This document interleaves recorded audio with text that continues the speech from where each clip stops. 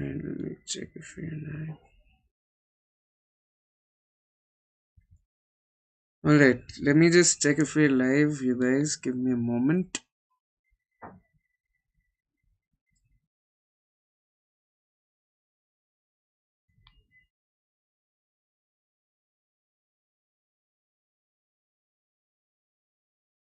Right, I think we are live. We are live now. Alright, a very good evening. A very welcome to anybody and everybody who's joined in for this session. Just give me a moment as I set things up. Right, so today's session is essentially a curated practice session pertaining to the verbal ability portions of the GMAT exam. Right, that is what today's session is all about. Um, yeah, I am Prankur Arora. I am going to be your instructor on this journey of learning. I've been in the learning industry for a while, better part of the last couple of years, essentially. Uh, I've consulted with various organizations on different aspects of learning and development, organizations such as Interglobe, Marico, ITC Limited, Becton Dickinson India, right, FMC Corp, and the likes. I'm a published author as well. Wrote this book called It's Not Funny, garnered quite a lot of favorable reviews. The book is a work of satirical fiction. So if any of you are fond of reading, fond of satire or dark comedy, existential humor, essentially, you must check it out. It even garnered glowing reviews from the likes of Papa CJ and Biswapati Sarkar, who are also great satirists in our country. I hold advanced certifications in facilitation from an American organization known as the Leadership Management International. LMI is perhaps the world's largest organization working in the space of transformational leadership. And I co founded the startup known as Thought Sutra. Thought Sutra is very close to my heart. It is my endeavor to uplift the ecosystem of the creative arts in our country. So, yeah, that's pretty much about me. Welcome aboard this journey of learning. Welcome to today's marathon session, curated essentially towards GMAT practice. All the questions that we're going to be solving today, right, all of them are essentially past OG questions. The every year the Graduate Management Admission Council (GMAC), which organizes the GMAT exam, releases an OG. Right, OG is the original guide for the GMAT exam, and it contains sample questions pertaining to all the portions of the exam. So the questions that I've selected for today are from different OGs, different years. So essentially, all the questions that you will be solving today are questions that come from the Graduate Management Admission Council. The agenda, as I said, would be VARC practice. So we'll begin with sentence correction, flowing into critical reasoning, and then finally end with a really cool reading comprehension that, in my opinion, contains any and every kind of question that you can ever come across in your GMAT exam. The comprehension that we're going to be solving today, that is. Right.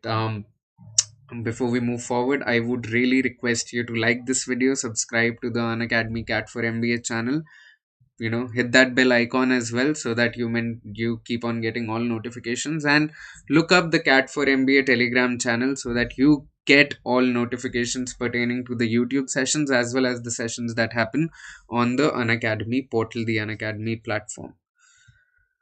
Right. So these are various subscription models for Unacademy. If you visit the Unacademy platform, these are the various subscription models that are curated for you. You can clearly see that as the time period goes up, right? As the time period goes up, the cost, it comes down dramatically. The cost per month comes down dramatically. And if you use my name Prankur as your referral code, PRANKUR, you will get an extra 10% off on any of the subscriptions that you opt for. If you're preparing for next year, I would really recommend at least a 6-month subscription, because that affords a level of comfort to you. The comfort of time, the comfort with it affords enough time period to develop that comfort level with the subjects as well as the pedagogy, right? Because we all understand this is virtual learning and not physical learning anymore, right? So if you use my name Prankur, you will get an extra 10% off. Let's begin with the first question for the day, right?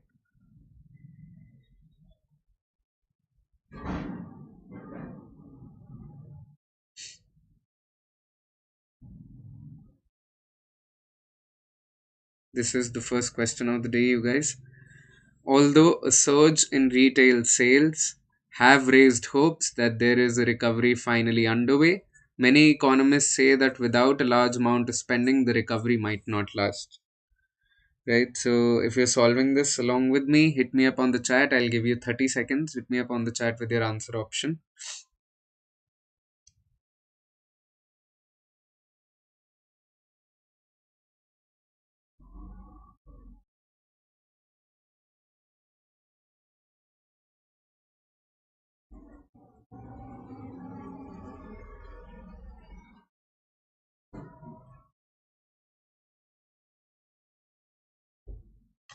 All right, I'll give you a hint now. It's probably 20 seconds into the question, so I'll give you a hint. This is a subject verb agreement question. Right? This is an agreement question.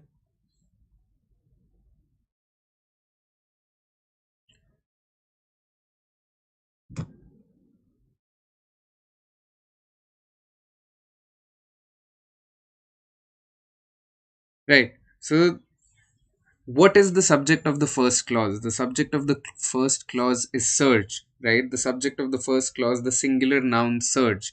Now, if we have a singular noun, that means that it must take a singular verb. Whereas when you look at this, have is a plural verb, right? So this is what this is the basic glaring error in the question. So we eliminate option A right away because it is a singular noun, so it must have a singular verb, right?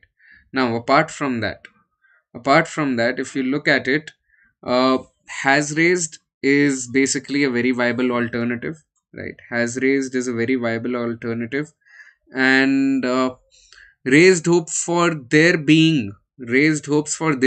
See, GMAT more often than not avoids the term being, right? So if you come across any of the options that contains the word being, you can be about 80% sure that it is not the right answer, right?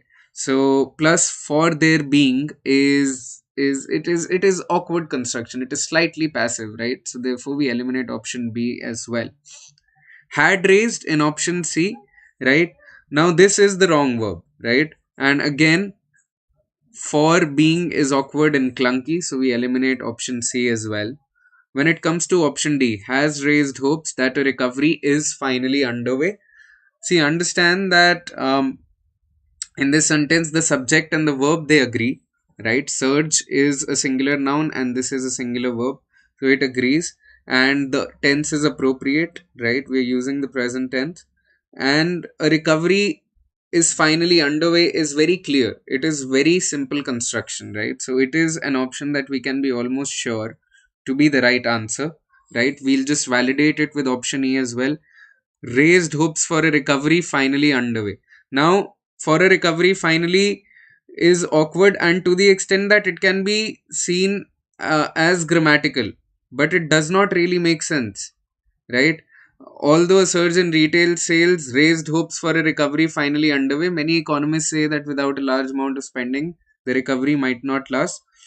For a recovery, for a recovery finally underway, again, that a recovery is finally underway contains this helpful verb as well. But for a recovery finally underway is very awkward, right? So, although it may seem as grammatically all right, it does not really make sense. ठीक है, तो इसलिए मैं option E को भी eliminate करूंगा and I will go ahead with option D. A recovery is finally underway makes sense कि एक recovery finally we've reached that position with our sales numbers that we can say कि हाँ recovery होने वाली है, अब recovery आ जाएगी. But raised hopes for a recovery finally underway misses that verb, right? That verb here in option D, which is. ठीक है, so let's move on to the next question.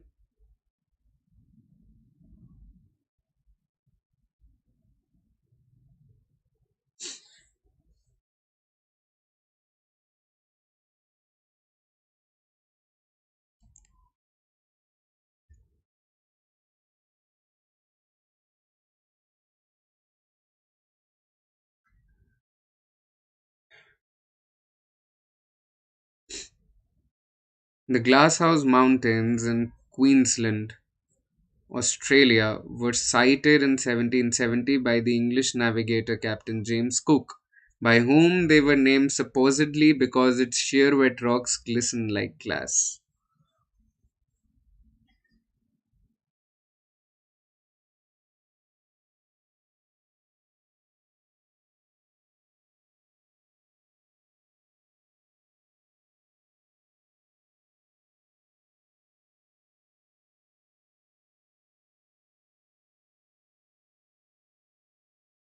Alright, guys, come on. Come on, come on, come on. I'll give you another hint. Again, this contains pronoun errors. Tell me what is the right answer. Hit me up on the chat and I'll discuss this in 30 seconds. That's all the time that I'm giving you.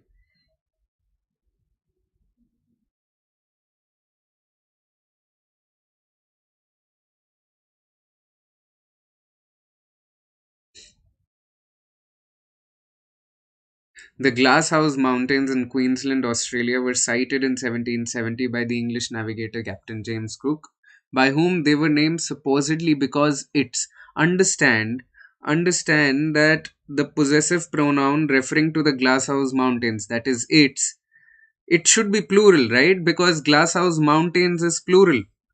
Why do we have a singular pronoun then? That is the first error here. If we have a plural subject, why do we have a singular possessive pronoun? Right? So we eliminate this, right? So we eliminate option A right away. Now, understand what the sentence is trying to tell you. That they were named supposedly because the sheer wet rocks glisten like glass. So there is a cause effect relationship. But when you look at option B, by whom they were named supposedly and there, right? And there ki wajah se it is, see, this version of the sentence loses the causal connection. You have to establish that cause effect relationship, right? So it loses that causal connection, so we can eliminate option B right away as well. Now, when you look at option C, whoso named them supposedly because there, whoso named them supposedly because there, यहाँ पे there is a plural pronoun, right? And it clearly refers to Glasshouse Mountains. Mountains is also plural. This is also plural. Seems perfect thus far, right? And it is very, very concise. It uses active voice construction. The sentence is also in active voice, right? So C looks like a very viable answer option. Let me validate this by looking at options D and E now, right? Whoso named it, again we have mountains and this says it, this is singular, this is plural, right? So D is incorrect. Naming them supposedly since there, naming them supposedly since there. Now again, when you say since there, the preposition since loses that important cause effect logic that we want to establish, right? We want the because establishes that cause effect relationship very, very succinctly, right? So that is why I'll do away with C. Sorry, that is why I'll do away with E. C was the answer. Hold on. Yeah, that is why I'll do away with option C, because it loses that cause effect relationship, right? Whoso named them supposedly because there is pretty viable, right? There is a plural pronoun, it has a plural antecedent as well, right? So let's look at another question.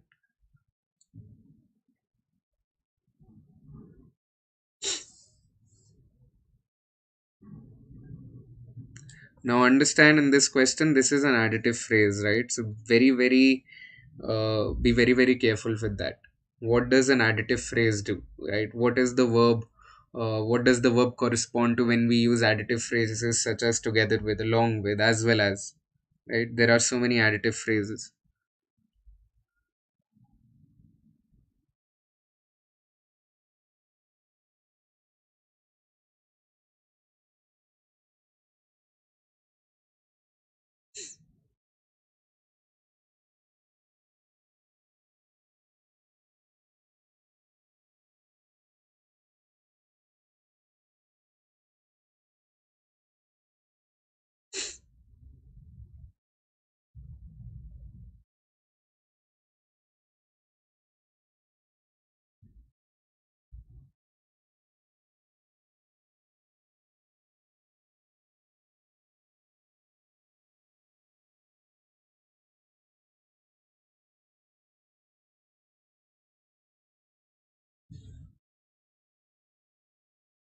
Diabetes, together with its serious complications, rank as the nation's third leading cause of death, surpassed only by heart disease and cancer.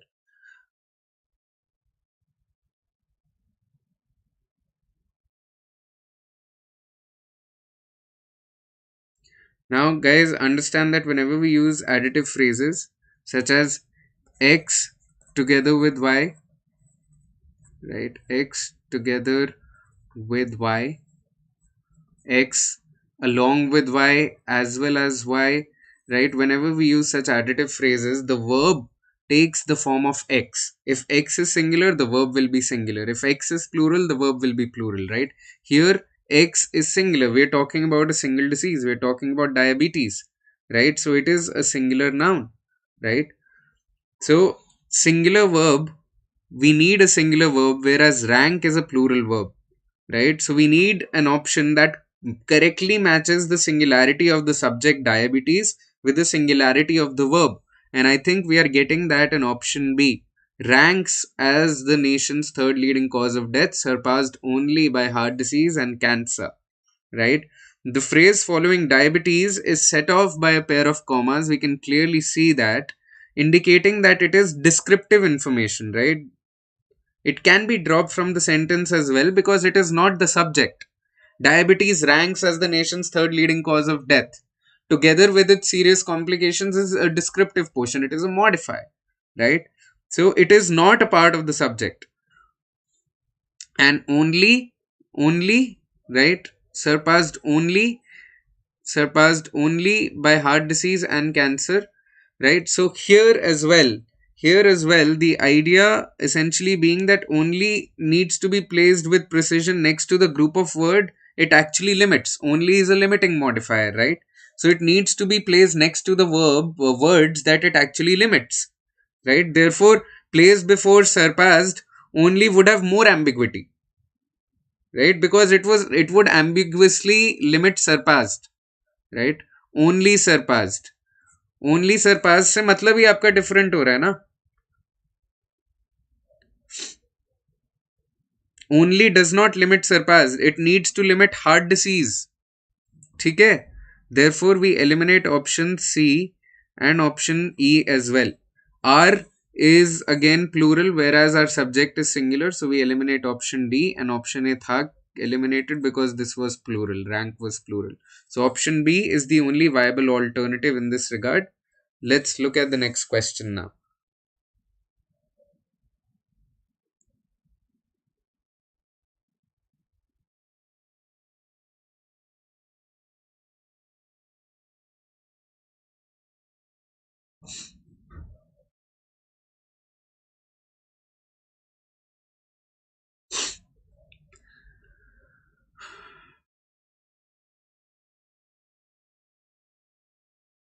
In late 1997, the chambers inside the pyramid of the Pharaoh Menkaure at Giza were closed to visitors for cleaning and repair due to moisture exhaled by tourists, which raised its humidity to such levels so that salt from the stone was crystallizing and fungus was growing on the walls. Wow. Interesting information, isn't it?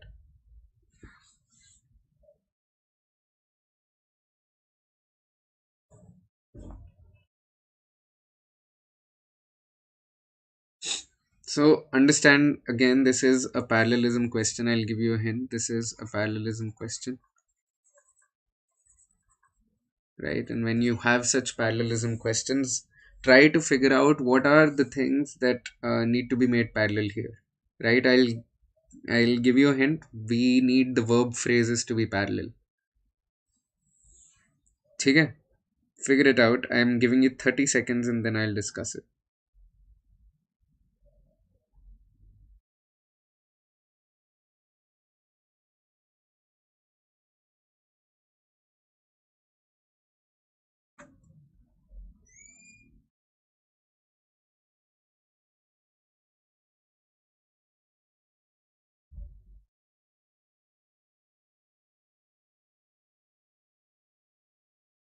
Also, try to identify the pronouns, right? For example, in late 1997, the chambers inside, right? We're talking about chambers. Chambers is plural. right? Do we have pronouns referring to chambers?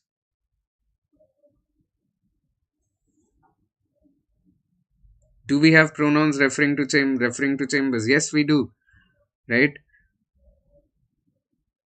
This singular pronoun its does not match the chambers, the plurality of the chambers, due to moisture that tourists had exhaled, thereby raising its humidity. Humidity of what? Humidity of the chambers, right?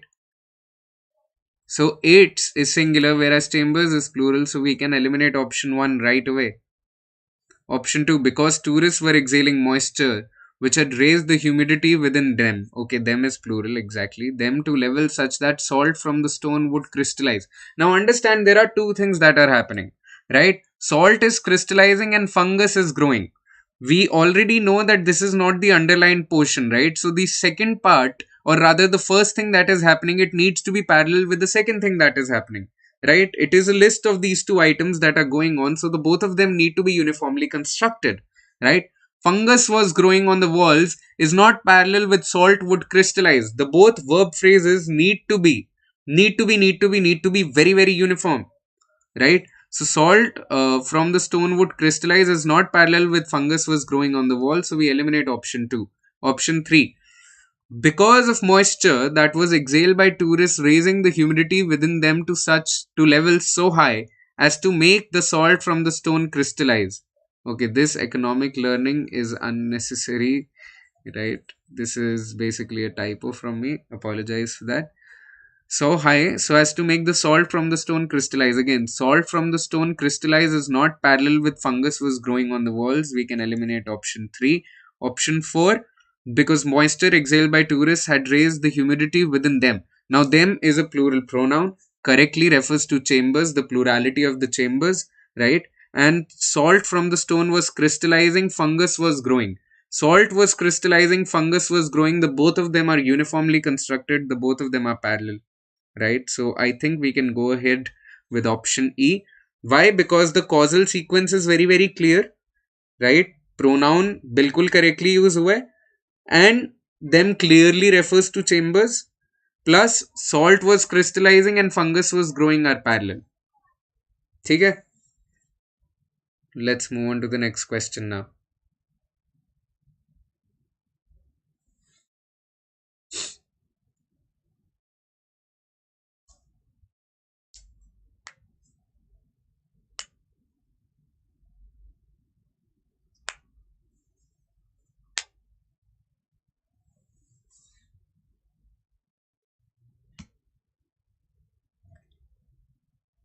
Alright guys, if you are able to zero in on the answer, please hit me up on the chat.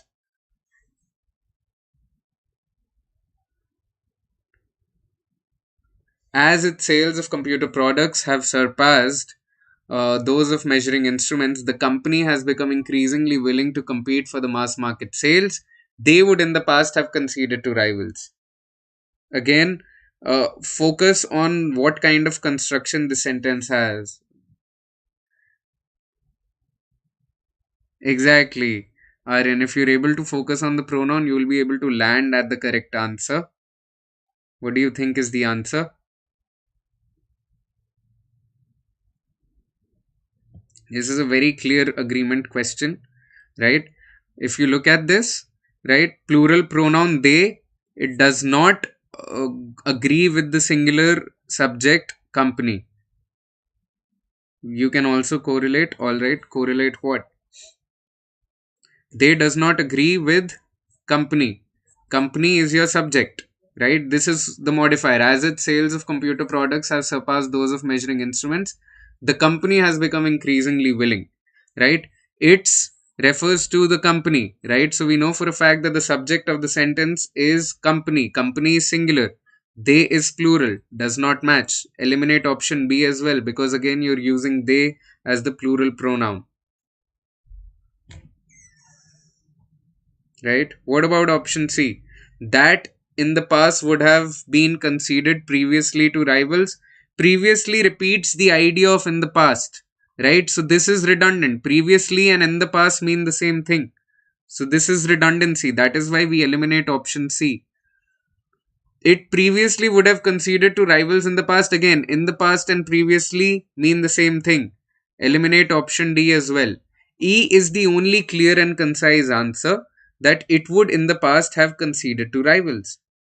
Right? In this concise sentence, the singular pronoun it clearly refers to company. Right? It agrees with the singular referent, that is the company. Plus, we are not, making it redundant by using previously as well, along with in the past. Okay? So, E is our only viable answer option in this regard. Let's look at another question.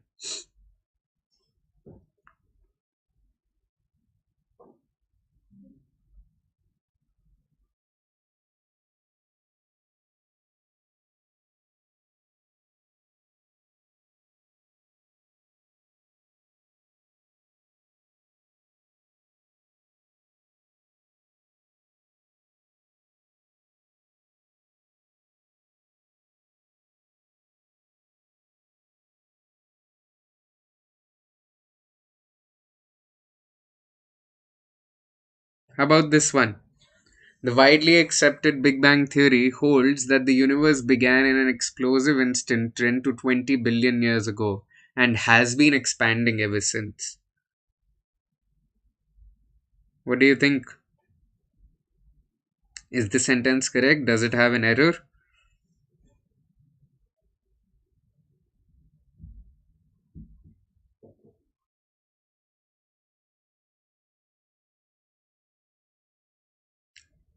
Now, we can see that, there's an option that is using the past perfect tense, had begun. Had begun, when do we use the past perfect tense? Right? When do we use the past perfect tense? We use past perfect tense when we've got, okay, you say option E, all right. So when do we use the past perfect? We use the past perfect when we have two actions that are happening in the past and one action precedes the other action. So the first action takes the past perfect form, which is had plus the third form of the verb, and then we have the simple past. Right? Simple past is the second action that was happening in the past. So we use the past perfect tense only when we have two actions that are happening in the past and one action precedes the other. But in this sentence, do we have two actions happening in the past? Not really, right? Only the beginning of the universe. And then we are saying that since the beginning, it has been expanding, right? So there's no demarcation when it comes to the two actions that are happening, right? So had begun is the wrong tense because it describes action that occurred farther in the past than some other, right? Basically it says that there are two actions that happened in the past and beginning was the first action, but there are no two actions, so we eliminate option B. That is the rule when it comes to the past perfect tense. Now you're saying option E. See, understand that to have begun and has been expanding, right? Both these two verb phrases both reference the same subject of the clause, which is the universe, right? Both to have begun and has been expanding refer to the universe, right? And therefore they need to be parallel, but in option E they are not really parallel. Here when you look at option A, right? Both verbs. The universe began in an explosive instant and has been expanding ever since. Both of them take universe as their subject.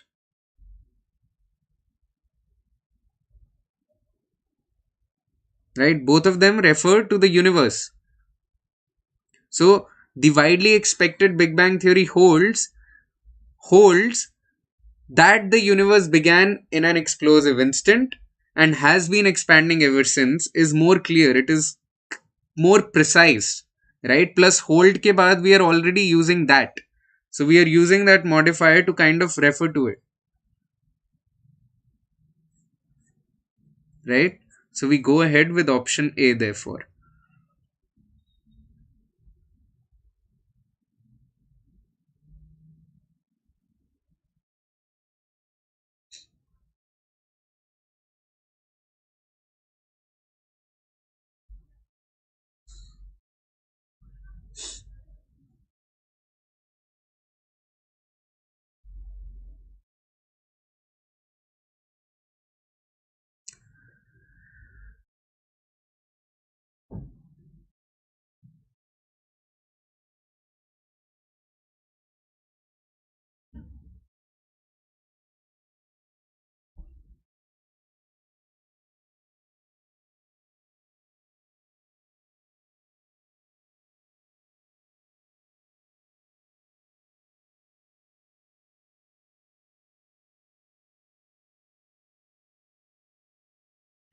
What are we comparing here, right? Focus on what it is that we are comparing here,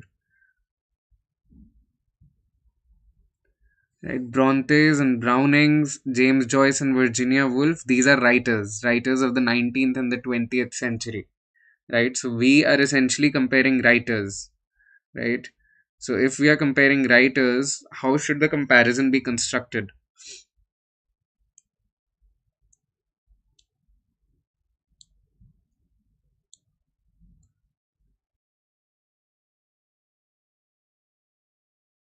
So when we are comparing two similar elements, right? When we are comparing two similar elements, like must be used. Yes. When we are comparing two similar elements, like must be used. Especially when we are comparing two nouns, like must be used, right? So Joyce and Wolf, James Joyce and Wolf, right after the comma we have James Joyce and Virginia Woolf. These are two writers and we are using their names, so we are referring to these two nouns, proper nouns. Similarly, before the comma, in order to complete the comparison, we should have the name of the other two writers so that the comparison is complete, right? This is the rule of comparison, that both the elements that are being compared, they need to be uniformly constructed, right? Therefore like must be used to compare them. So Joyce and Wolf are like the Brontes and the Brownings, right? They are not like the idealization. यहाँ पे हमने idealization use किया, यहाँ पे हमने idealization use किया, यहाँ पे that refers to again the idealization, right? So they are not like the idealization, but they are like the Brontes and the Brownings. Like is better than as, and again you're using it to refer to the idealization or the veneration, right? So we eliminate all the other options because the only viable one in order to complete the comparison was E. Good job, Priyansh. Well done. Okay. I hope you've understood this, Aryan, that when you're comparing these two people, you need to compare the individuals instead of comparing, the idealization, like that accorded to Brontes and Brownings. Again, you're comparing the idealization and see. This is an easier question, a far easier question.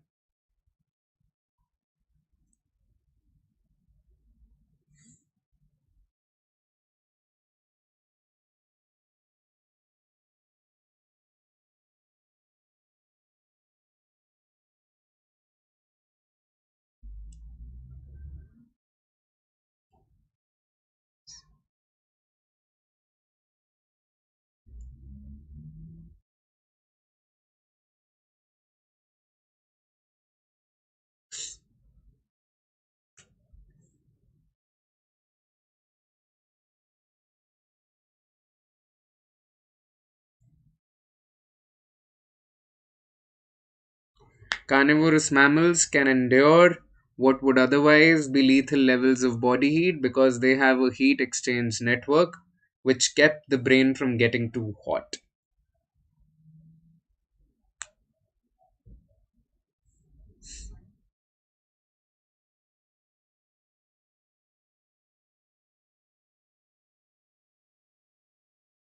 See, whenever we are talking about, universal truths or habits, such as the sun rises in the east and the sun sets in the west, or something like, I walk every morning for 15 minutes, right? So, whenever we are referring to basic truths or habits, you always use the simple present tense. Exactly. Priyansh has gotten this right. That keeps. Aryan, whenever we refer to, universal truths or habits, we always use the simple present tense. Plus, if you look at the first verb, carnivorous mammals can endure, right? This is present tense. Why would we use which kept? Why would we use past tense when the sentence is already constructed in the present tense, right? We'll use simple present tense. That keeps. Carnivorous mammals can endure what would otherwise be lethal levels of body heat because they have a heat exchange network that keeps the brain from getting too hot. So this is a fact. This is a fact of life. So it needs to be in simple present tense. ठीक है, ये rule याद कर लो. जब भी habits के ऊपर sentence होगा या यूनिवर्सल फैक्ट्स के ऊपर, ट्रूथ्स के ऊपर, हमेशा सिंपल प्रेजेंट टेंस यूज होगा.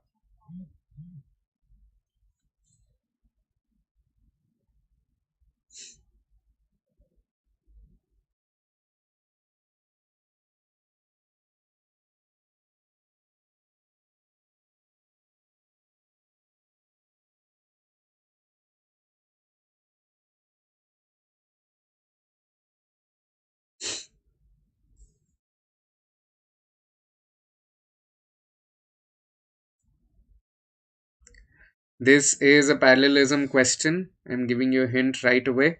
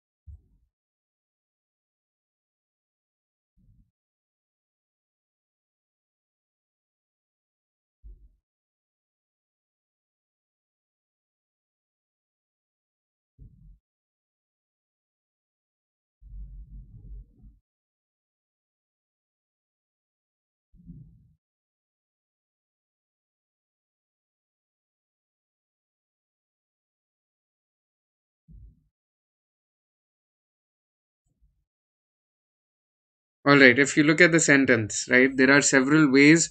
Number one, to build solid walls using just mud or clay, but the most extensively used method has been, see, understand that there are a few verbs that need to be made parallel here, right?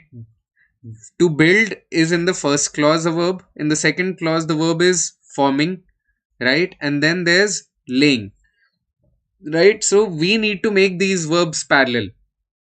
To build, to form, to lay. To form and to lay in the second clause, they need to be parallel to build in the first clause. This is the first clause. This is the second clause. So to build, to form, to lay. The three verbs, they need to be made parallel. Understand?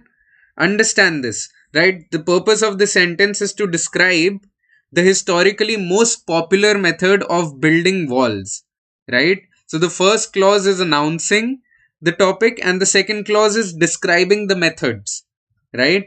So the ways to build in the first clause is narrowed to the single way to form and to lay in the second clause, right? So therefore these verbs need to be made parallel. और ये हमको कहां पर दिख रहा है? हमको D part में ही दिख रहा है. टू फॉर्म द मड और clay into bricks and after some preliminary air drying और sun drying to lay them in the wall in mud mortar, right? और कहीं पे भी the verbs are not being made parallel, right? That bricks were formed which after some sun drying or air drying were laid. Now were laid and were formed are parallel. Yes, were laid and were formed are parallel, are in, but understand what the sentence is asking of you, no? See, which, yahan par, this which, what is this referring to, right? It describes the closest noun. What is the closest noun? The closest noun is the mud or clay, right? The closest noun is mud or clay. But which after air drying or sun drying, किसको आप air dry या sun dry करते हो? आप तो bricks को करते हो ना air dry या sun dry. But ये वाला which आपके mud और clay को refer कर रहा है, right? जब भी ऐसे sentences में, understand आर्यन, जब भी ऐसे sentences में which comma के बाद आता है ना, तो which refers to the closest noun, right? The closest noun is mud or clay, whereas this which, it needs to be referring to the bricks, क्योंकि एयर ड्राई और सन ड्राई तो BRICS होती है ना, मड और clay को थोड़ी आप एयर ड्राई या सन ड्राई करते हो, ठीक है? I agree that the verbs are parallel, but this which is nonsensically referring to mud or clay, whereas it should be referring to the bricks. Plus these two verbs, they need to be parallel with the building in the first clause, right? Sentence D में देखो ना, to form और to lay बिल्कुल to build के parallel है, right? So all the verbs in the sentence are parallel, be it the first clause or the second clause. ठीक है? Hope that made sense and that you've understood this. I'll switch over to the next question. This is again a tricky comparison question. Try to understand the meaning कि comparison हो किस चीज में रहा है. That will help you zero in on the answer.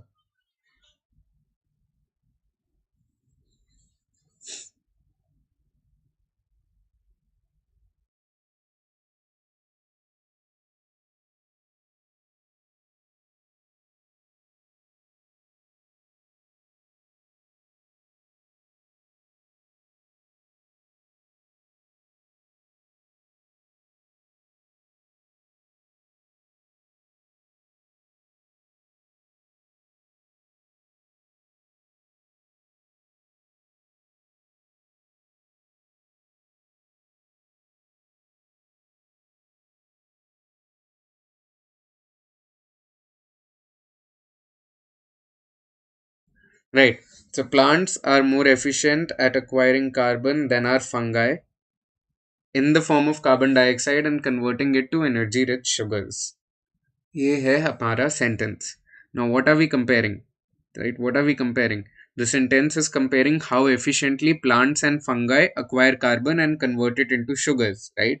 So the sentence construction, it needs to make clear that plants and fungi are the two topics that are being compared, and it must also clarify that in the form of carbon dioxide, right? Yeah, in the form of carbon dioxide refers to carbon rather than to either plants or fungi.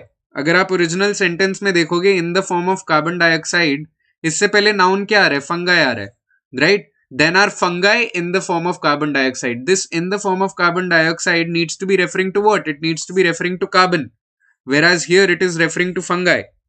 Priyan says E. All right. What is it doing? Plants acquire carbon more efficiently than fungi in the form of carbon dioxide. Fungi के बाद in the form of carbon dioxide आ रहा है, right? So the logical predication should be carbon. It should not be fungi.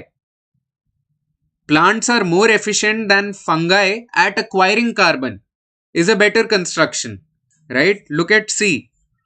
C को देखो. Plants are more efficient than fungi at acquiring carbon, comma, in the form of carbon dioxide and converting it to energy rich sugars, right? So in the form of carbon dioxide should be referring to carbon instead of referring to fungi or plants. Whereas when you look at options A or B or E, all of them have fungi as the predicate to in the form of carbon dioxide. Yes, Aryan, C is correct. C is the correct answer. Plants are more efficient than fungi at acquiring carbon in the form of carbon dioxide and converting it to energy rich sugars. We do away with D. Why? Because D is missing that main verb. Right? Where is the verb? So we eliminate D.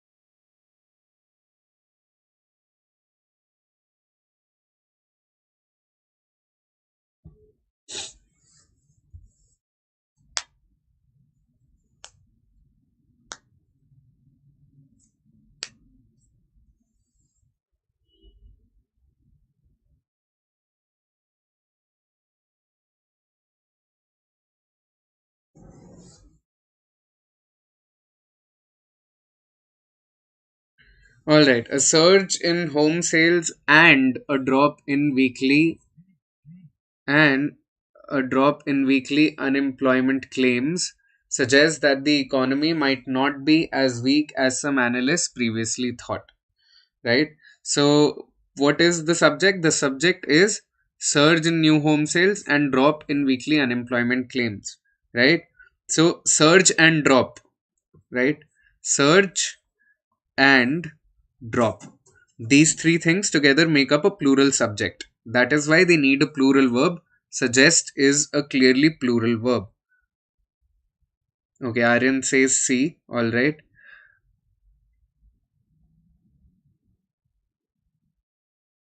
All right, Aryan. Now we have a plural subject, therefore we need a plural verb, right? Suggest is plural, suggest is plural, this suggests is singular, suggesting about the economy that it might not be so weak as previously thought, and suggesting the economy. Now, a plural subject needs to be matched with plural verb, right? So we eliminated B right there. Now, A says that a surge and drop suggests that the economy might not be as weak as some analysts previously thought, right? So this is a clear subject and clear verb and a clear construction. Seems viable to me, but since Aryan said C, let me look at on option C as well. A surge and a drop in claims suggests that the economy might not be as weak as have been previously thought. As have been previously thought. Now, there is no plural subject to fit the verb have been thought. Have been thought refers to what? Have been thought refers to what? There needs to be a subject, right? There needs to be a subject for this verb. Since there is no subject, it does not make sense. As have been previously thought by some analysts. ये passive construction हो गया और इसको तो कोई subject ही नहीं दिया. Right? This passive phrase needs a construction, needs a very viable plural subject, but it does not have that subject. Right? Whereas when you look at A, there is no passive construction. Might not be as weak as some analysts previously thought. Some analysts previously thought is active construction, and this thought verb is referring to the analysts, right? But here the subject is missing for this verb. Okay, that is why we eliminate C. And again, when you look at E and when you look at D, suggesting the economy might not be as weak as previously thought to be by some analysts, passive construction makes it unnecessarily wordy, whereas the sentence is an active construction, right? So therefore we eliminate E. Active और passive construction साथ में नहीं जा सकते, ठीक है. And D में भी there is no reason to use suggesting about the economy here, right? Suggesting about the economy introduces extra words that contribute nothing to the meaning of the sentence, right? So it is making it clunky. This is shorter and this is more precise and very viable, ठीक है.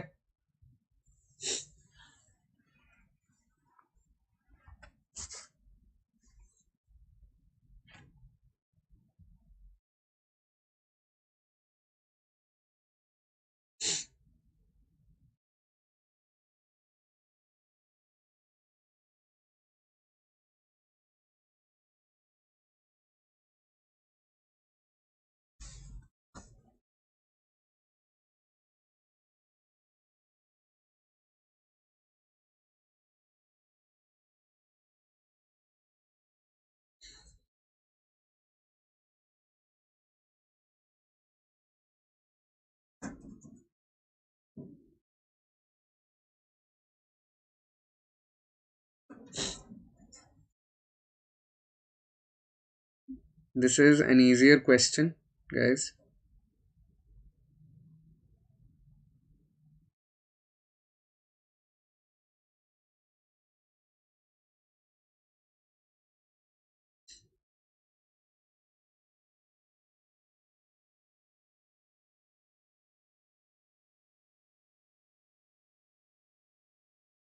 What do you think about this one? The commission has directed advertisers to restrict the use of the word natural to foods that do not contain color or flavor additives, chemical preservatives, or nothing that has been synthesized.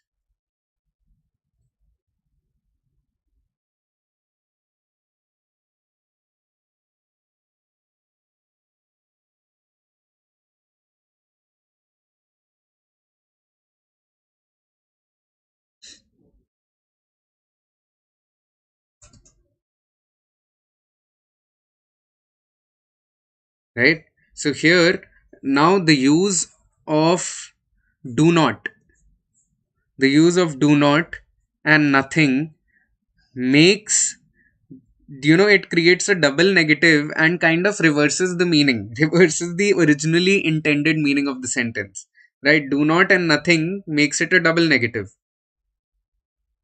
Aryan says option B. Alright, Aryan. So the two together make it a double negative and reverses the meaning, right? Instead, I would rather use anything. ठीक है, आप कह रहे हो B, that has been synthesized. Foods that do not contain color or flavor additives, chemical preservatives, or that has been synthesized. That has been synthesized distorts the meaning by referring to foods, right? It should be referring to something that is added to the food.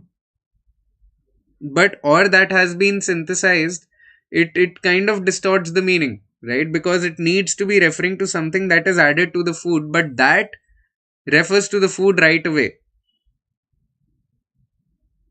Okay, that is why we'll do away with B and we'll do away with A because that is creating a double negative. C is also creating a double negative. Nothing or do not साथ में use करके आप double negative बना रहे हो.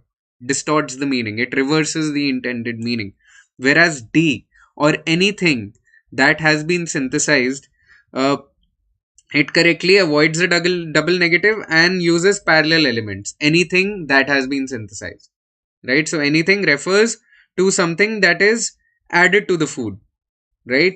And here and distorts the meaning. We need an or here. We don't need an and because and use करके आपका meaning distort हो रहा है, right? Prohibited ingredients must be connected by or and not and. So we eliminate E and we go with option D.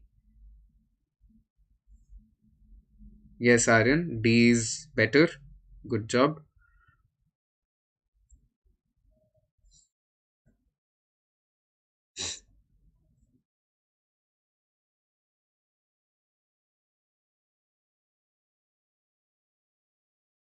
How about this one?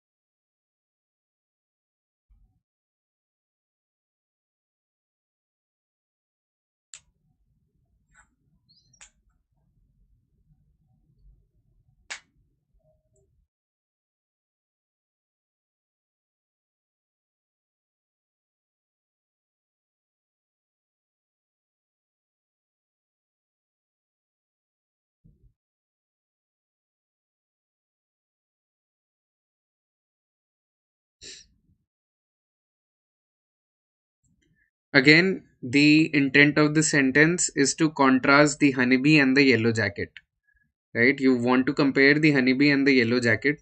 So, what is the correct grammatical construction there? Right? What is the correct grammatical construction there? Is as contrasted with the honeybee correct?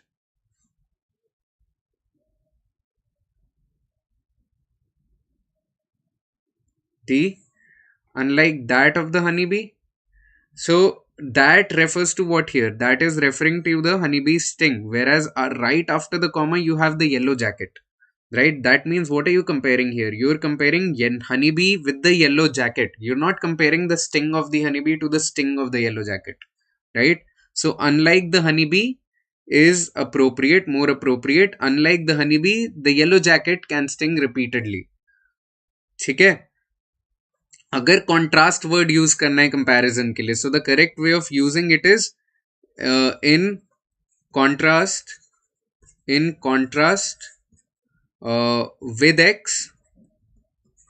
with x y. That is a better construction. Or in contrast to x y. X and Y obviously are the nouns here or the elements that you're contrasting or comparing. As contrasted with is incorrect. This is not how you use the word contrast for comparisons. Alright. So in contrast to the honeybees, again, Priyansh, what is happening is with an apostrophe you're referring to the sting of the honeybee. But understand that right after the comma we have the yellow jacket as the noun. Right. So the sentence is intending to create a comparison between the honeybee and the yellow jacket. not the sting of the honeybee and the sting of the yellow jacket. ठीक है, अगर यहां पे होता in contrast to the honeybees, the yellow jacket sting carries a potent venom and causes intense pain. Then the subject of the sentence would have been yellow jacket sting, whereas the subject here is yellow jacket, not yellow jacket sting. ठीक है, so the comparison is falling apart in B. All right. So therefore, the only viable alternative is E, where you are comparing the honeybee to the yellow jacket.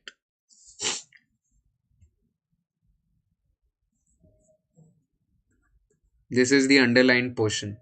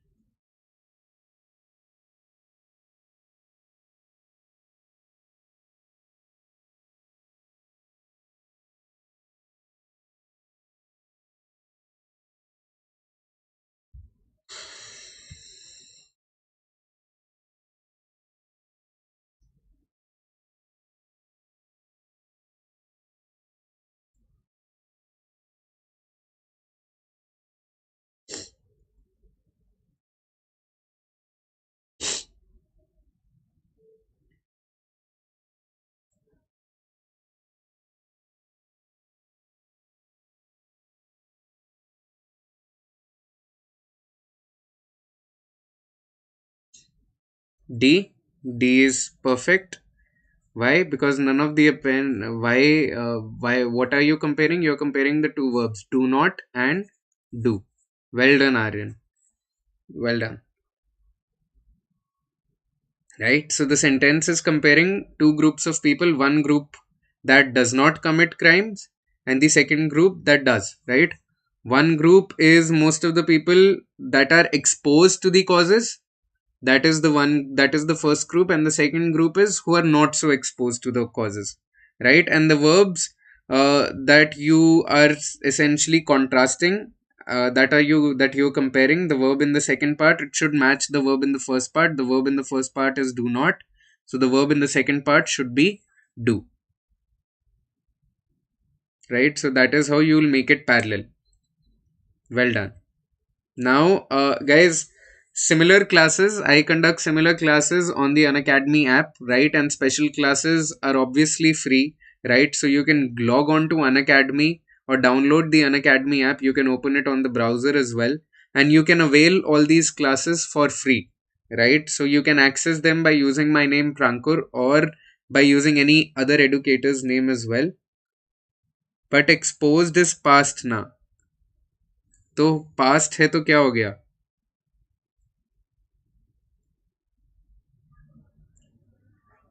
Past है तो क्या हो गया? आपको comparison complete करना है ना. So to maintain the comparison, the verb in the second part should match the verb in the first part. The verb in the first part after exposed is do not, right? Why most of the people exposed to the causes do not commit crimes. Verb is do not. Exposed is not the main verb of the sentence. Exposed is part of the group, right? It is basically the first group. Most of the people exposed to the causes do not commit crimes, and why so many people not so exposed do, right? Obviously you're not repeating commit crimes here because it is understood that you're referring to the same verb, right? Do commit crimes is organically understood, right? So there is no need to repeat commit crimes because it is understood in the construction of the sentence. Exposed is not the main verb, right? The main verb is do not commit crimes. Exposed is used to refer to the people in the first group. So as I was saying, right, you can avail all of this on the Unacademy app where the features are more evolved, right? We are taking classes through YouTube lives, but on the app we make use of very many features where we use the poll feature to, conduct these questions and answers. And, you're always competing on the leaderboard, competing for a place on the leaderboard that is broadcast to any and every learner who's on that app or attending the class at the same time. Plus the class notes, ये जो मैं अभी class notes use कर रहा हूँ, ये अभी मैं आपको YouTube पे नहीं दे सकता. But if you avail the same class on the Unacademy platform, you can download the notes. You can download all these questions as well. अब हम लोग critical reasoning में move in कर रहे हैं. अब तक we were solving the sentence correction portion, but now we'll use the process of elimination to basically solve critical reasoning questions. The first question that we are going to be solving is an assumption question, right? Where you have to figure out what is the assumption in the argument, right? So every argument when it comes to the GMAT has a premise or a premise, right? Premise or premise, whatever you call it, and the conclusion, right? The premise and the conclusion, and the bridge between the premise and the conclusion is the assumption, right? So such questions are essentially called argument construction question, जहाँ पे वो आपको बोलते हैं या तो premise बताओ क्या है, या वो बोलेंगे assumption क्या है, या वो पूछेंगे conclusion क्या है, wherein you're completing the argument basically, right? So solve this question, take about a minute and a half, and then we'll discuss it. Don't take more than that, right? That is the amount, that is like the maximum time you can spend solving such questions when you're giving the exam.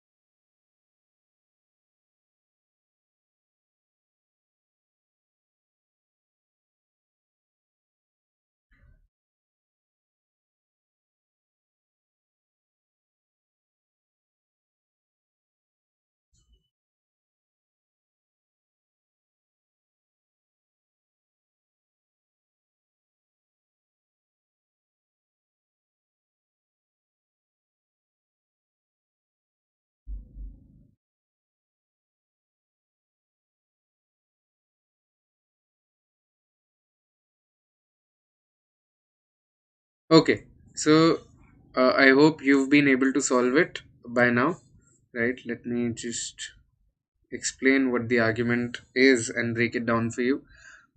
The World Trade Organization, or the WTO, has stepped up its scrutiny of the offshore production facilities owned by the world's top producer of athletic footwear.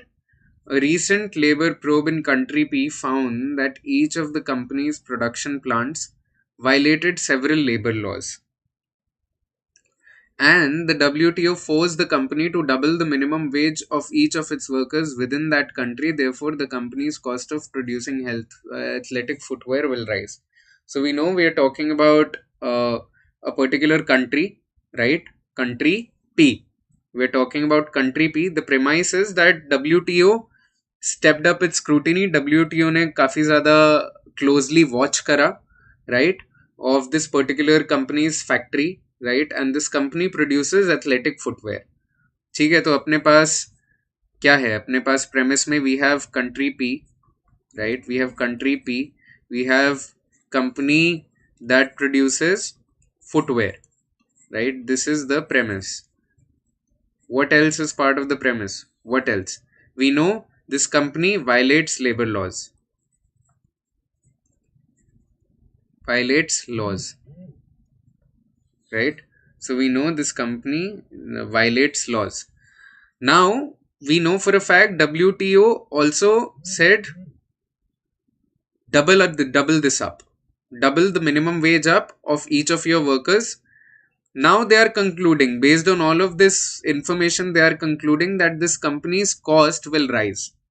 अब मेरे को एक बात बताओ, Aryan says B, that the sales will rise. Okay, Aryan. We know for a fact that we're talking about all this stuff at the back of the idea that after having done all this, the same company will continue producing in the same country. What if this very company shifts to another country called country Q? What happens then? Right now, we are basing this all on the idea that the same company will continue producing the same footwear in the same country. What if the company says यार तुम मेरे लिए बहुत problems बना रहे हो, मैं तो उठ के कहीं और जा रहा हूँ? What if the company does that? What happens then? अभी तक तो हम ये मान के चल रहे हैं ना कि ऐसा कुछ नहीं होगा. That is the basic assumption. अब assumption आप कह रहे हो कि सेल्स बढ़ जाएंगी, बट इज सेल बढ़ना एन assumption हियर? मैं तो कह रहा हूं कि मेरी कॉस्ट बढ़ रही है. मैं कह रहा हूं मेरी कॉस्ट बढ़ रही है क्योंकि मैं लेबर लॉ को एनफोर्स करके अपने सारे लोगों की सैलरी बढ़ा रहा हूं. सैलरी बढ़ाने से मैं ये कैसे अज्यूम कर रहा हूं कि मेरी सेल्स भी बढ़ जाएंगी? कॉस्ट बढ़ना does not necessarily assume that sales will go up or revenue will go up or my profits will go up, right? If the sales go up, then I think that my revenue or my profits will go up. But how can that be an assumption here?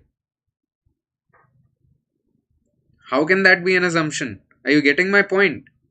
Right now, my premise is telling me that all of this is going up. My cost is going up because I have to increase the salary of my workers. But how does that translate into my sales going up?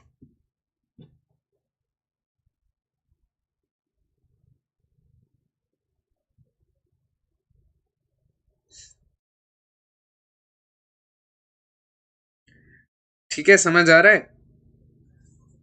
समझ आ रहा है? I am saying that if the company will continue to produce its footwear in country P is the assumption, because I am assuming that the same company, in spite of the increased costs, in spite of the idea that it has come into scrutiny, it will continue producing in country P. What if it shifts to country Q because there the labor laws are not so evolved? What if it packs up and leaves because you're forcing this company to increase its costs, right? So the basic assumption here is that the company will continue to produce its footwear in country P. समझ आ रहा है?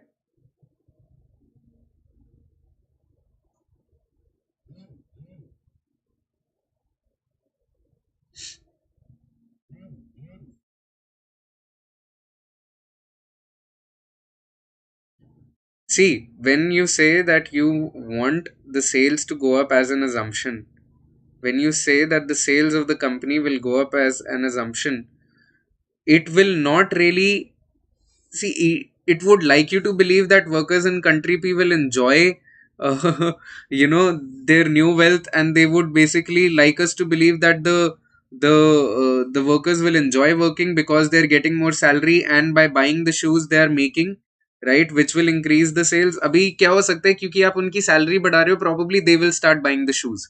But that is an extreme thought that जिनकी मैं salary बढ़ा रहा हूँ वही मेरे से मेरा प्रोडक्ट खरीदना शुरू कर देंगे, right? That is how your sales goes up and your profits go up. But what they do with their money, understand that you're only increasing their profit. So what they do with their money, it has no bearing, no impact on the company's costs, right? Assumption banks upon the company's costs because the conclusion is based on the company's cost, and the premise is based on the company's costs, right? So when you look at option D, which says that the company will continue to produce its footwear in country P, yes, the author of the argument concludes that the company's production costs will go up because the wage increases, but it must be assumed that the company will stay in country P. Like I said, it can pack up and leave because of the increased costs. A lot of companies do that whenever the laws become very tough for them to continue working the same way as they had been working. All right, now we'll solve an inference question.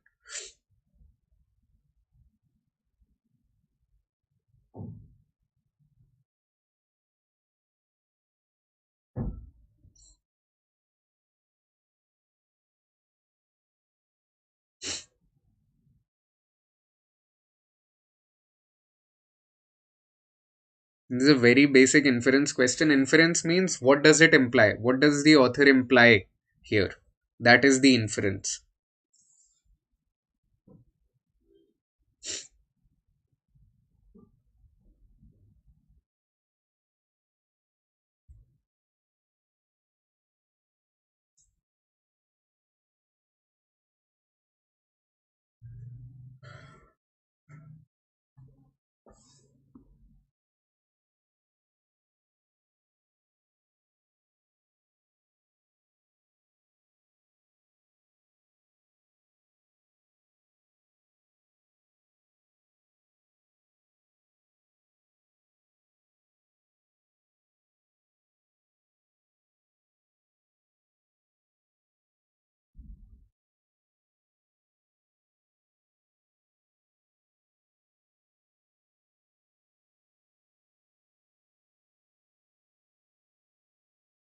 Break down the argument, look at the argument.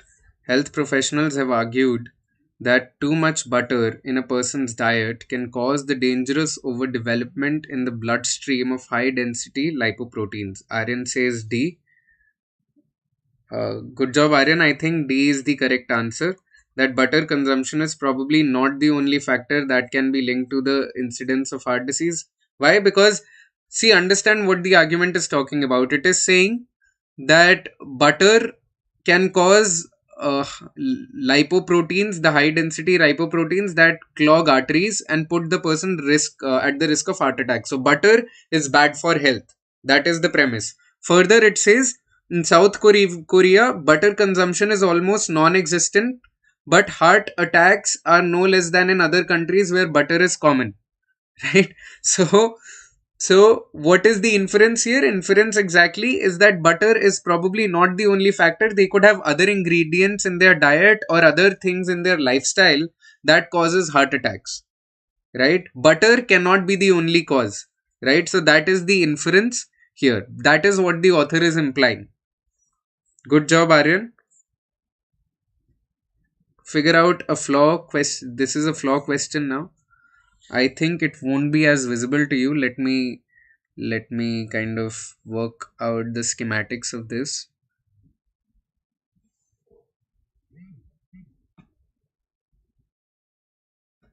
Should be visible now.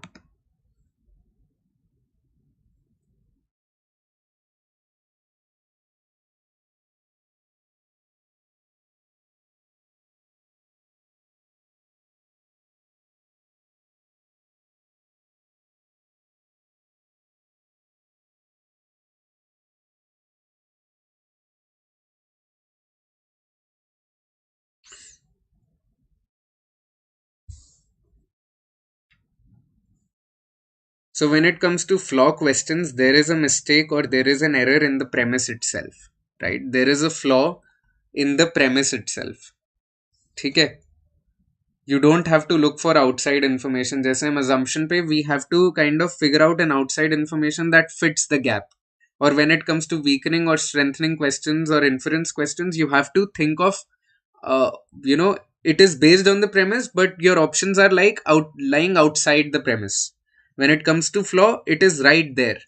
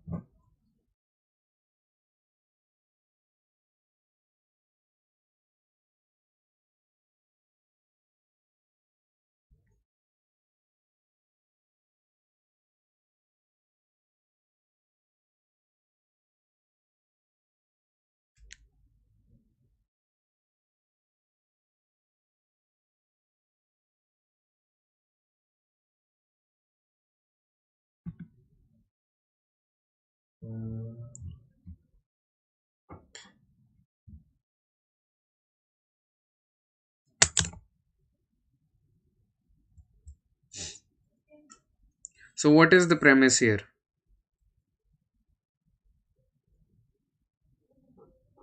According to a prediction of the not so distant future published in 1940, electricity would revolutionize agriculture. Electrodes would be inserted into the soil, and the current between them would kill bugs and weeds and make crop plants stronger. What is the premise? The premise is that we are talking about how there was a prediction in 1940 that electricity would be beneficial to agriculture, and how when you insert electrodes into the soil, the current would kill bugs. The current would kill weeds as well. But at the same time, the current will make crop plants stronger. यार एक बात बताओ, aren't weeds crop plants as well? Or not crop plants, but aren't weeds plants? Right? So there are two kinds of plants here that you're talking about. One are weeds and the other are crops. Right? How can electricity kill weeds and strengthen the crops. The both of them are plants. How can electricity discriminate between weeds and crops? कि मैं weed plant को मार दूंगी but मैं crop plants को strengthen कर दूंगी. How is that possible? That is the basic flaw here, right? Because the current, it has to treat the weeds and the crops equally because the both of them are plants, right? So what is the flaw? Which of the following, if true, most strongly indicates that the logic is flawed? Since weeds are plants, electricity would affect weeds in the same way as it would affect crop plants. Right? That is the flaw in the logic. Electricity cannot decide that I will kill one kind of plant and I will strengthen the other kind of plant.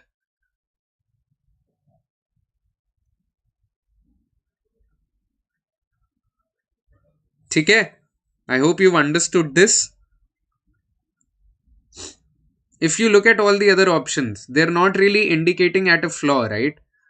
For example, when you look at C, it cannot be taken for granted that the use of electricity is always beneficial. This is no flaw here.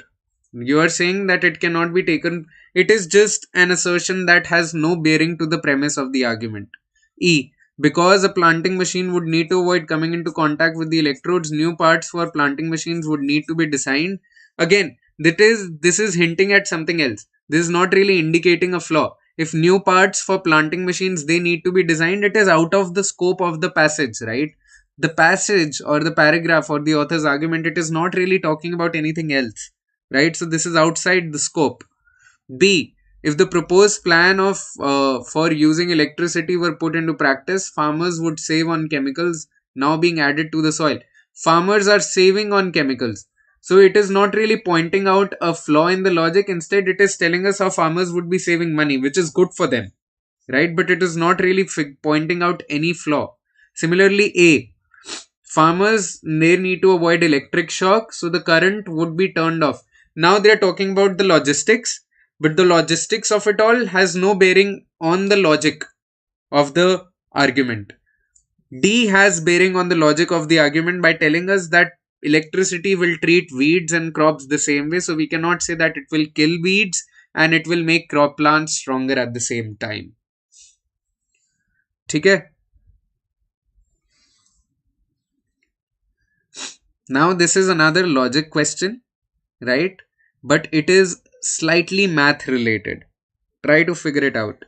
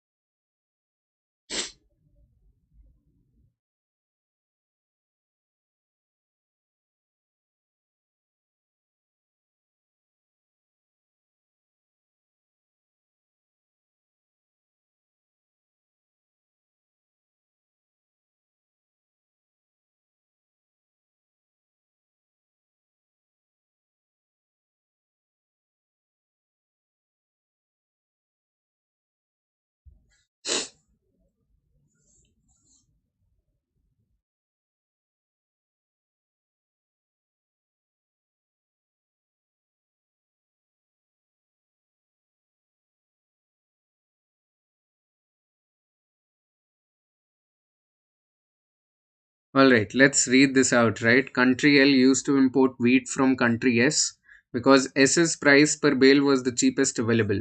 When S raised its price by 25%, L decided to transfer its business to D, which now boasted the best deal available, right? So let's assume that the price was 100 bucks, right? Let's assume that the price was 100 bucks, right? Now they are saying S was giving L wheat at $100. When S raised the price by 25%, 100 plus 25% becomes what? It becomes 125. Now 125 is what S is offering now. But L decides ki country D is probably giving it to me for 115 now, right? Which now boasted the best deal available. So D is giving it to me for 115. Pehle I was buying it for 100 from S. S decided no, I will now increase my price to 125. So L went to D to buy it for 115. This is what the premise is.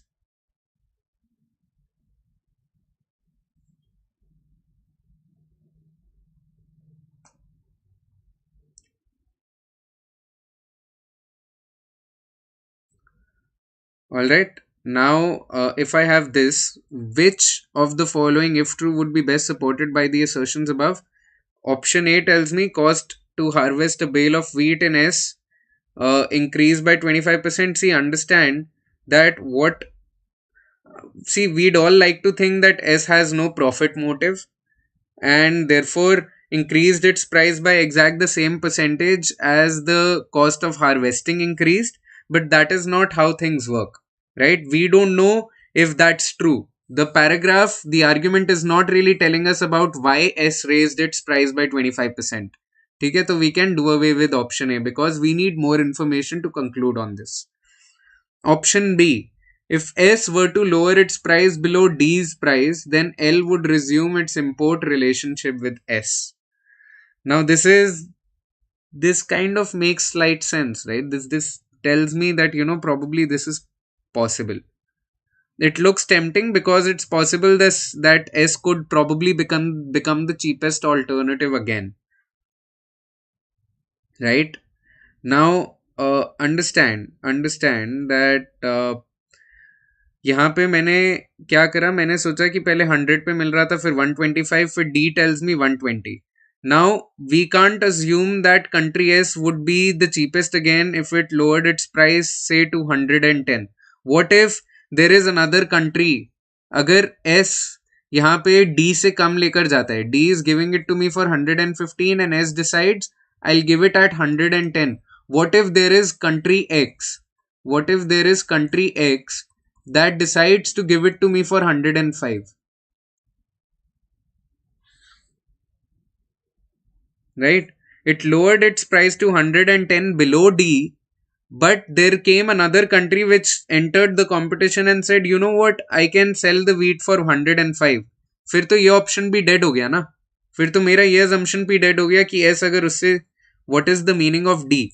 D says country S and country D do not import or export any wheat from each other.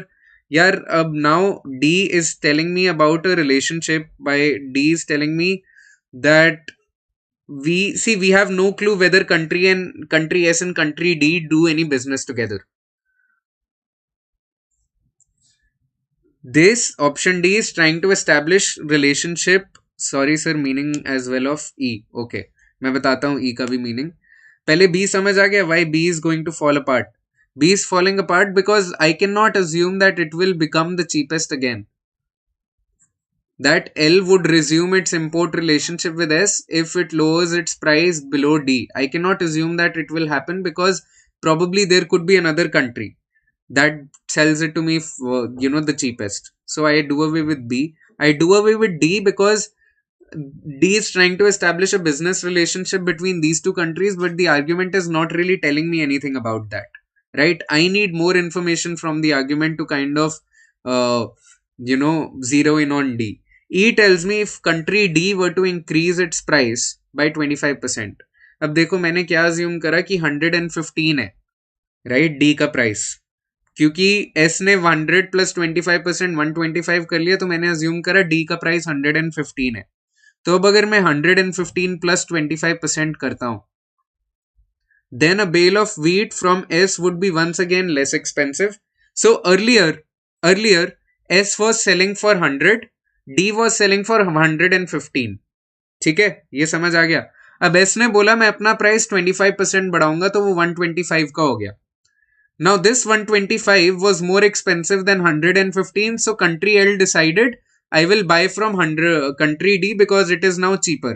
Now they are saying if D also increases its price by 25%, then country S would again become cheaper, right? Because 115 इधर करता हूं मैं 115 plus 25% is more expensive than 125, right? 115 plus 25%, 125 is 100 plus 25%. अब बाकी तुम mathematics कर लो. 115 plus 25% is obviously more expensive than 125. So E makes sense because E is telling me that if D were to increase its price by 25%, then country S would once again be less expensive. ठीक है, तो sometimes, now this is not very often that you will get maths related questions in the critical reasoning portion, but sometimes that has happened, right? That is why I thought I will include one question in today's practice that is a part of critical reasoning but is using a bit of mathematics as well.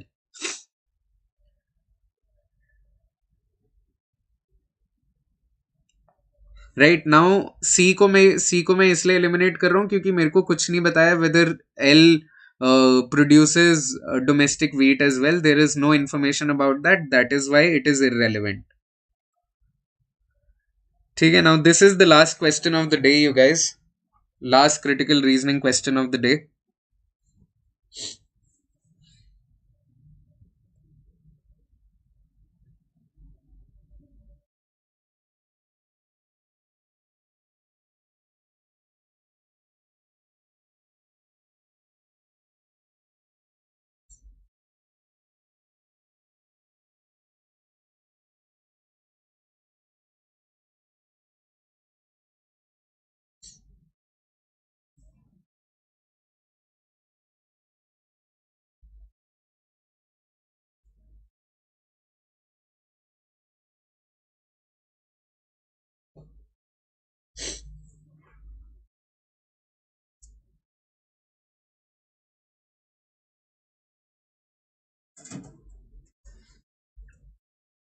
So Therian lawmaker says Theria's cheese importation board inspects all cheese shipments to Theria and rejects shipments not meeting specified standards. So we have a board in place that is basically a quality assurance board. It checks the quality of imports. Okay. Now the lawmaker says 1% is only कभी भी 1% से ज्यादा reject नहीं होता है import is what the lawmaker is telling me. Therefore, now the lawmaker is concluding, since the health consequences and the costs of not rejecting that 1% are negligible. अब वो कह रहा है कि ये जो 1% रिजेक्ट कर रहे हैं, हम जो 1% रिजेक्ट कर रहे हैं, उसका ज्यादा मॉनेटरी इम्पैक्ट नहीं है. ठीक है, they are saying it does not really have a lot of monetary impact. Because इसका ज्यादा मॉनेटरी इम्पैक्ट नहीं है, तो वो कह रहे हैं कि ये जो मॉनेटरी इम्पैक्ट है ये बोर्ड की ऑपरेटिंग कॉस्ट से कम है. राइट, बोर्ड की operating cost is more than the monetary impact of the 1% that you are rejecting. Therefore the law maker is saying we should disband the board. Consultant says I disagree. Why? Because the threat of having the shipments rejected deters many exporters from shipping substandard product. अब consultant कह रहे कि नहीं यार, मैं इस बात से अग्री नहीं करता, मेरे हिसाब से बोर्ड को डिसबैंड नहीं करना चाहिए. क्यों नहीं करना चाहिए? क्योंकि because the board exist, I am getting quality product. If the board would not exist, then this 1% it could easily go up to 15%, it could go up to 20%, because there will be no quality control, so people will start making substandard product and they will start shipping substandard product. That is why I need the board in place. That is what the consultant is telling me, right? So now they are asking you to analyze what the consultant is doing here. Is the consultant rejecting the argument? No, the consultant is not really rejecting the argument, right? Consultant is saying, I am disagreeing to your rationale. I am disagreeing to your reason. But the consultant is not rejecting the argument while proposing that the standards according to which the board inspects should be. Consultant is not even saying that the standards should be raised. The consultant is only saying that the standards are the reason why we are getting good product. The standards are the reason why we are getting 99% quality product and rejecting only 1%. So the consultant is not saying that the standards should be raised. I eliminate option A.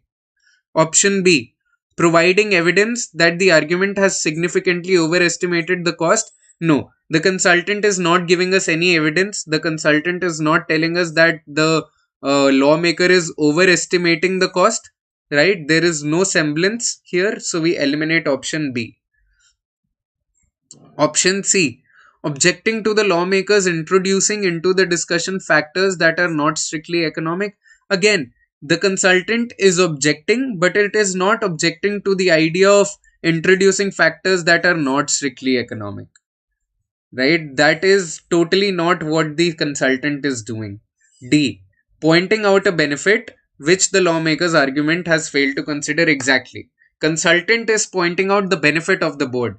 Consultant is telling us that because the board exists, I am getting 99% quality product, right? The threat of having their shipments rejected deters many cheese exporters from shipping substandard products. So the consultant is pointing out the benefit. The lawmaker did not really pay any attention to the benefit. The lawmaker only concentrated on the monetary impact and the cost of keeping the board alive. The lawmaker totally disregarded the benefit of the board, right? That is what the consultant pointed out at. E, shifting the discussion from the argument to an attack on the integrity. No attack was made on the integrity of the cheese importers, so we eliminate option E as well. Okay.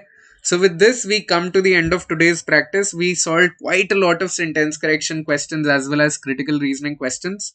Thank you so much, Aryan and Priyansh, for participating, and to the others who've been watching. I'll be back soon with another practice series on the same, right? Till then, stay safe, stay strong, and a very Merry Christmas to all of you. Merry Christmas. Thank you so much for participating, right? I'll see you soon. Till then, stay safe and stay strong. See you.